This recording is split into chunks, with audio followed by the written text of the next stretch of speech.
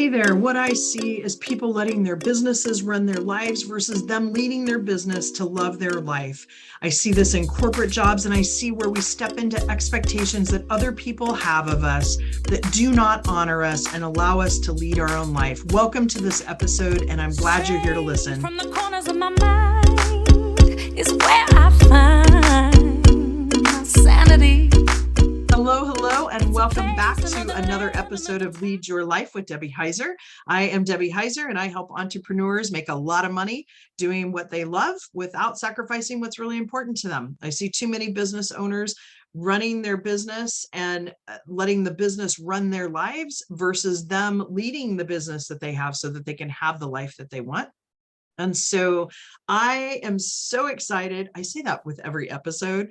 I am stoked. I'm going to change my verbiage here. I am super stoked to have Meka on with us. Meka is a powerhouse. I am so amazed by you, the energy that you have. And it's this positive, uplifting energy that you bring forward. And it, like when I met you, and I'm going to talk about how I met you here in a minute, I felt more uplifted after I left that day, and not just because of what we did, but because of who you are and the people you surround yourself with. So the people you had helping in a similar vein. And so Meka and I met through a program that she worked with, Aaron Marcus, my good friend Aaron, and we were in a weekend kind of working retreat type of thing. And Meka is an extraordinary SpiderMeka Portraits, does photography and multimedia. I'm going to let you explain all that, but she was there helping us tape some videos, professional videos, as well as some professional photos that I love, by the way.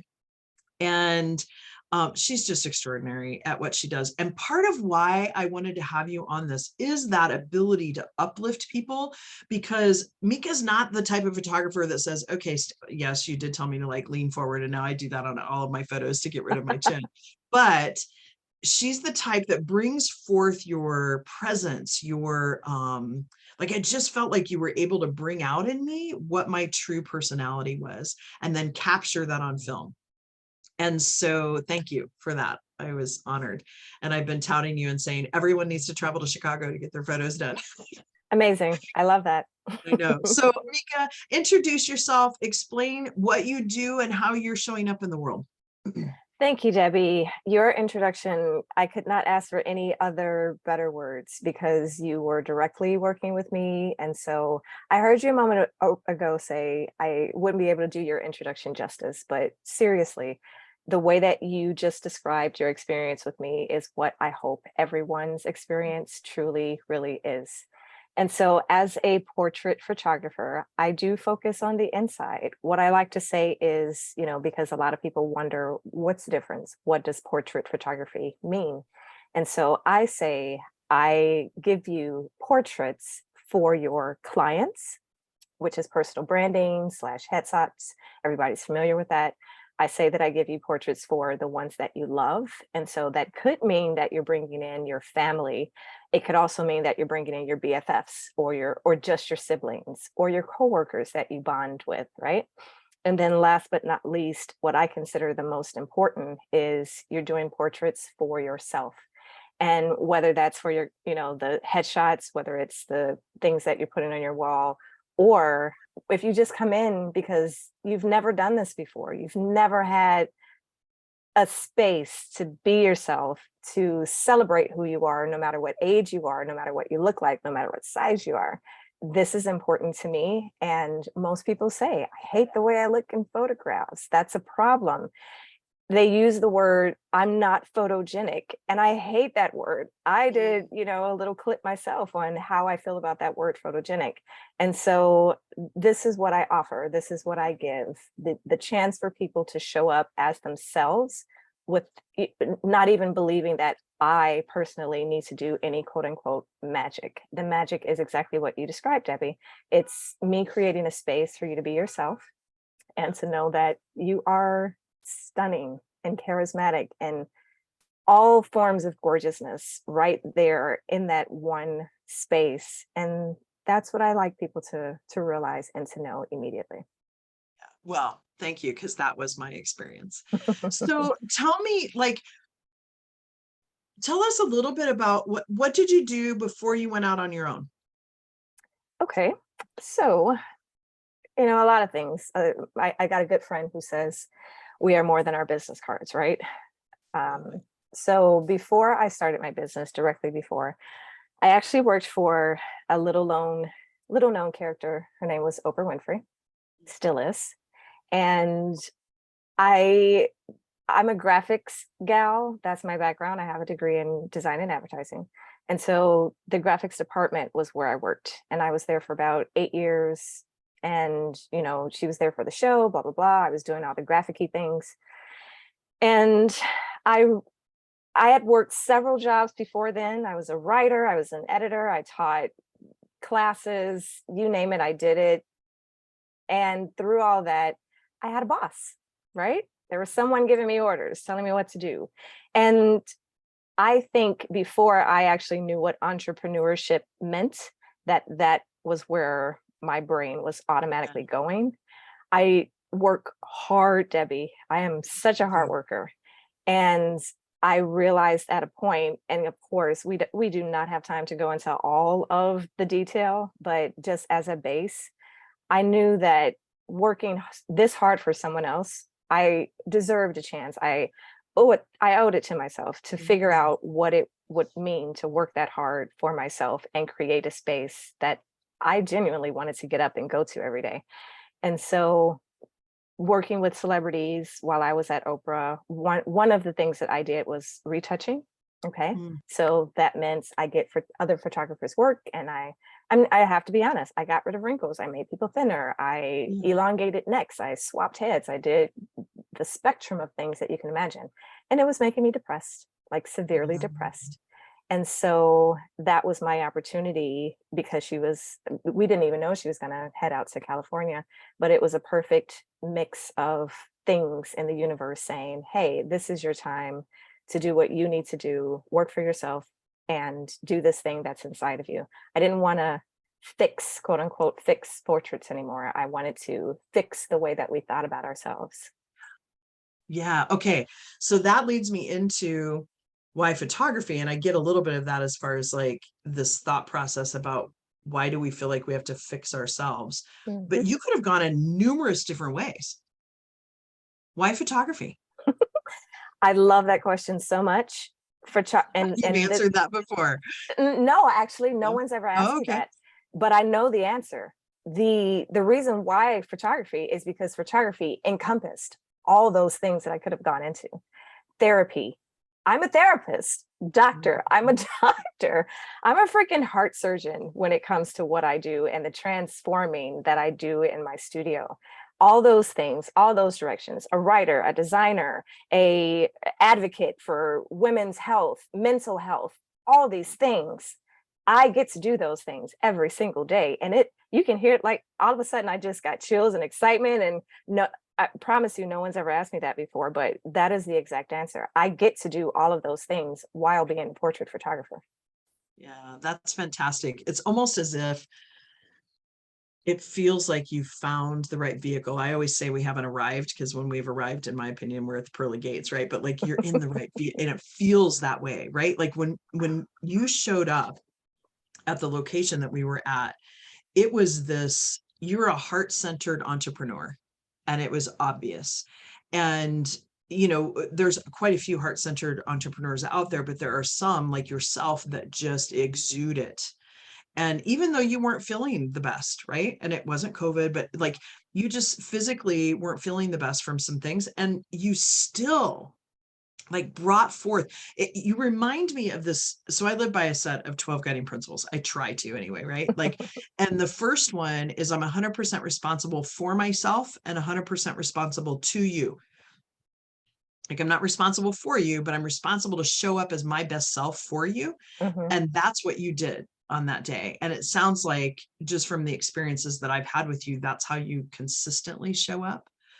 And so tell me, like, as a heart-centered entrepreneur, if you could tell men and women, because I'm seeing an uprising in men losing confidence, and there's a whole lot of research around that, and that's a whole different podcast. Yeah. But when you think about the clients that you've worked with, if you could say one or two things to them that you see that they're worried about, or that it takes them a while. Like, I'm looking at all of these beautiful photos behind you and seeing the essence of each of these people. And for those of you not on YouTube, you should go check it out. But if you're just listening, there's these beautiful portraits and you can see who the people are by looking at them. So when you get there, I know people are not there when you first start talking to them. Not at all. Right. So what are a couple of things, like if you could say to people just raw, flat out, like, what would you say to them? Are we allowed to swear here, Debbie? Because Yes. The only thing that I ask people to refrain from is the F-bomb, because we don't mark it explicit, but occasionally there's a couple little cuss words that come out. So yes, you are. you know, I'll be clean though. I like to laugh, but the honest to goodness truth is there are so many expectations. Everything that you think of when it comes to having your photo, quote unquote, taken is an expectation. How do other people expect me to show up? And then what does that do? You know what it does? It sets us up to be disappointed later because we don't meet these random expectations that we put on this simple, or what should be a very simple act. And so what I do is I tell people, strip away all of those expectations. If you're there for headshots, don't show up expecting to take a photograph the way other people expect you to look. I work with entrepreneurs on a day-to-day basis, solopreneurs. These are people who own their own businesses. I'm constantly reminding people, this is your space. You show up the way you are. So if you're not a suit wearing business, don't bring a suit to my studio. You're going to feel stuffy and uncomfortable, and that's not going to resonate with the people that you work with. So, you know, I constantly say, don't compare yourself to anyone else. And that does something. I'll tell you what, and you remember this, Debbie, we photographed without your shoes on. Do you remember that? Yes, I do. I tell everybody that. I photograph in my bare feet, and I tell people, don't bring shoes to my space, because for me, it's yet another layer of responsibility, putting on something that isn't 100% comfortable for you. And so that's an easy example of what I do. But generally, it's let's strip away those expectations. Let's make it as simple as possible.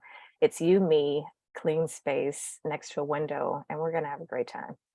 Yeah, that's so awesome, Meka. And when I think about it, like, that's a lot of what I talk to people about too, right? These expectations, these loyalty packs, or these contracts that we have with people, or these double binds that we stay in something because we feel like it's what we should do, or, you know, those expectations that are there. So tell me, I'm going to switch this around now a little bit. Yep. You want to laugh? We're getting there. No, I'm teasing. But when we go into this and you think about yourself as an entrepreneur, and you think about stepping into that, first of all, a yes or no question, did you have some struggles with stepping in? I'm from the Midwest, and there seems to be a Midwest kind of culture that is, you know, go to work 8 to 5, work for the weekends. And that's not just in the Midwest. So I'm not bashing the Midwest. But did you find then when you went into business yourself that people were making comments or saying things to you that then you kind of struggled with an expectation, or you're pretty much, nope, this is who I am? Here is the answer to that one. As far as, you know, 9 to 5 kind of parameters, I was ready to break everything anyway. Like, you know, I understand that, like I said, I'm a super hard worker. I wrote, you know, 80, 90 hours a week when I first started out. I was killing myself. It was ridiculous. But beyond that, yes is the answer to your question. There were just a handful of people in my life that when I said this thing that I'm going to start a business, and I want to focus on portrait photography. I don't want to do weddings. I don't want to do dogs. I don't want to do newborns. I don't want to do architecture. I am a portrait photographer at heart. And so when I said that out loud, like I said, just a few people were super supportive and was like, yes, do that. Mostly everyone else thought I was crazy, because they said to me, you're going to be back looking for a real job in just a couple of years because you're going to fail. You cannot sustain yourself just by doing this one little tiny area. You have to do weddings, Meka. You have to do babies, Meka, because that's where the money is, Meka. I heard these things over and over and over again, and it didn't deter me. But I'll tell you, I did. So my original name was SpiderMeka Photography. Photography is general. And so for a while, because I had never had a business for myself, it wasn't that I was wavering. It was that, you know what, I'm just going to be open-minded and see what happens. And Yeah. so I did a few weddings, I did some babies and some puppies. And you know what? I absolutely 100% hated it. Yeah, so it And affirmed.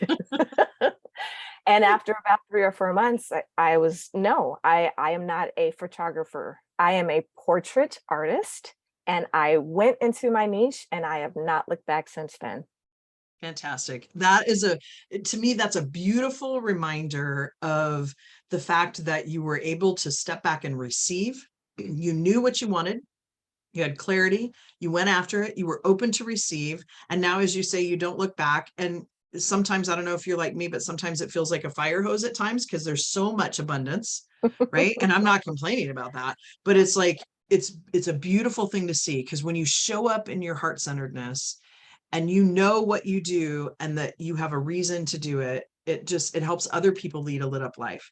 So I want to kind of switch with that, because this business has helped you lead a lit up life. And I want to find out, because play is very important to you. I can tell, like, we haven't talked about this, so I'm kind of going out on a limb here, but like, I can tell because you love to laugh. You have this zest for life.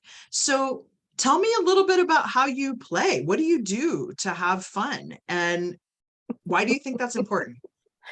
You know what? Maybe I'm the wrong person to ask that specific question to, because my work is my play. It is Yeah. criminal that I call this a job and work in any of those Yeah. words. It seriously is.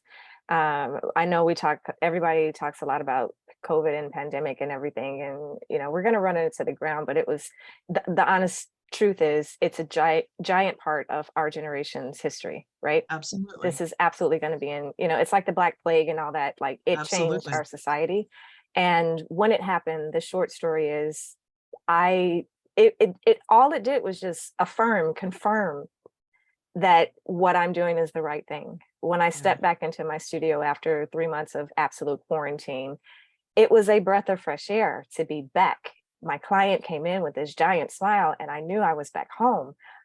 This feeds me in a way that nothing else does. And so when you ask questions like, well, what do you do for fun, Meka? I'm in my studio, Debbie, with you. Yeah. That is my joy. It is my joy. Nothing else compares. Yeah. And I'm so glad you said that. Actually, I couldn't have set that up any better, because for me, play is very much about, and helping my clients see that stepping into what you're meant to do, it isn't work. I mean, there's stuff, right? Like I met with my accountant yesterday and I love my Yes. accountants, but like that is work that if I could hand that off to somebody else, I sure would, right? And they do most of it for me, but you know, there's things as a business owner that you have to do, and Sure. you know, hiring and getting your team together and some of those kinds of things, and some of the hard lifting, Yes. right, that has to take place at times. Almost but it's literally. like, yes, that's very true. But it's, yeah, especially for you. But like when I look at it, I say that all the time to people. If you are in what you feel like is your purpose, it doesn't feel like work. There's It's not work. pieces, right? But Yeah. it's not. It is so much fun. Mhm. And so it's obvious that you get lit up by that. So I'm glad to hear you say that. Thank you. Absolutely. You know, when it comes to it, after someone speaks with me and they're like, what's the next step? Oftentimes, most of the time, I'll say, on my site, it's step 2 photo session. But what I actually say is, let's find time to play, because that's exactly what we do. Yeah, and it's so obvious. So those of you listening, go out to your website. It's SpiderMekaPortraits.com. If I tell me what it is. SpiderMeka.com. SpiderMeka.com. Yep. MEE or MEKA. Correct. Right? When you're looking at it, but spider, like a 8-legged spider. Like the And arachnid. and I want to ask, how did that name come about? I knew we were going to get there. So here's the 30-second version of that story. Okay. When I was a child, my sisters are pretty much 10 years plus older than me. So my mom was super matriarch of the neighborhood. Everybody knew her, loved her. We were a popular house, blah, blah, blah. And so there were about 7 or 8 houses playing a giant game of hide and seek on this beautiful summer afternoon. And here I am, 5, 6 years old. And I'm like, oh, I got this great place to hide. I'm going to go and nobody's going to find me. So on my way, I get distracted by something glinting in the sunlight. And so I go over, and as I'm getting closer, I see, if you take your pen and just make a little dot on your hand, that's how big the spider was. It was Oh, super wow. tiny, but it had little legs. And I'm like, oh, it's a spider. What's going on? And as I'm watching it, I see that it's actually starting to build its web. And so I don't know if it was 2 minutes, 2 hours, 2 days, 2 weeks. I don't care. People are coming by, smack me in the head. You're it. I found you. I'm like, leave me alone. I was so enraptured by watching this tiny little spider weave its web in the grass that day. It was the most beautiful thing I had ever seen in my life. And it lasted until, and I'm skipping some things, but essentially, I get to this point, like I mentioned before, where I'm starting my own business. And I had already created that logo of the spider at age 16 when I was in college in my branding class. And so I decided to keep the spider and keep my SpiderMeka name, because I felt like what I'm doing and who I am can sometimes feel really small in this great big world. But I know, Debbie, that I'm producing something beautiful, foundational, functional, that I want other people to stop and appreciate like I did when I watched that spider. Yeah, that's fantastic. I love that story. And the cool thing about it too is I think about a web, it's not necessarily a ripple, but I think about that little tiny spider, the little speck, right? Yep. And how you may feel like it's a small piece, but the ripple effect, right? So the building of the web that's happening when you help people step in. And like I look at all these beautiful people behind you, and I know the other 2 gals that I was there with, and like what you captured, and that then gets out into the world in a different way, right? And it just Absolutely. continues to expand. And yeah, that's beautiful. That's Yeah. beautiful. I learned as I continue this business that other really beautiful metaphors of how I encompass the spider spirit really is true. One of the first things that I realized right away is that, you know, you got to network, right? If you don't talk about yourself, who will? And in the beginning of networking, I felt like I was, you know, hunting, you know, and it felt icky to me. Like I wasn't just out there to see who I could pounce on to get Yeah. business from, right? It felt really horrible. And then I realized, you know what? A spider doesn't hunt. A spider creates an environment that things are attracted to. And that resonated with me so much. And Yeah. so my silk studio, that's what I call the space that I photograph in. It's a gorgeous, zenned out, calming, rejuvenating place that I've created that people are indeed attracted to. That's fantastic. And that's such a great example too of the law of attraction, right? And this whole idea of when you are in your space, people are attracted to you. And that's what I was talking about with the abundance, right? Yeah. And not just in clients, but the abundance of connection that you make, because you do connect with people. And you tell me, but I live by the 80-20 rule, and my bet is 80-20 plus or minus 10, that 80% of the people that you have taken portraits of still stay in contact with you in one way or another. You're absolutely right. I will never be miss a friend. Yeah. Gosh. Well, because you touch people's hearts, right? Like which is what your ultimate goal is. So yeah, that's beautiful. So Meka, if somebody does, I know we talked about your website, but if somebody does want to reach out to you and talk to you a little bit about that, and I'm assuming unless it's like for a big event, you pretty much, your studio is in Chicago. You don't necessarily, unless somebody, I guess, you know, like, because I'm thinking I might give you a call about my traveling mastermind that I'm getting ready to do, but like, how does somebody work with you? Okay, so you laid it out. I do have a studio space. It's 4311 North Ravenswood in Chicago. And when someone wants to work with me, they do indeed go to spidermeka.com, and it's very easy to find my schedule button. The very first thing that we do is, I call it a design call consultation. We just talk Debbie. There's no strings attached. There's no obligation. I like meeting new friends, as you've already located. And so it's a conversation. I really want to get to know a person, what you're thinking about, how you want to be photographed. Most people absolutely hate the camera, so that we're perfect match. But we do just kind of go through why is it that you reached out? And everyone has so many questions about what the process is and what it means to be photographed. And so we just answer those questions and take it from there if you decide that we're great to work together.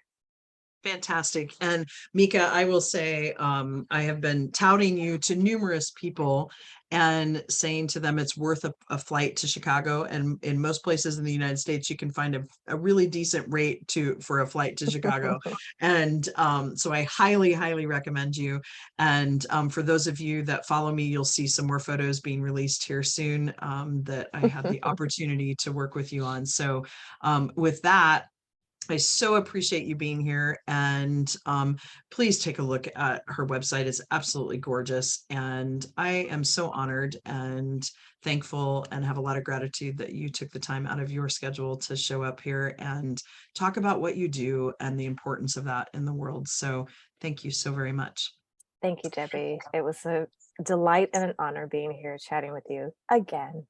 Yes, again, and I think it's not going to be the last time we talk. I will say that. Or at least that's my hope. Oh, for sure. Anytime.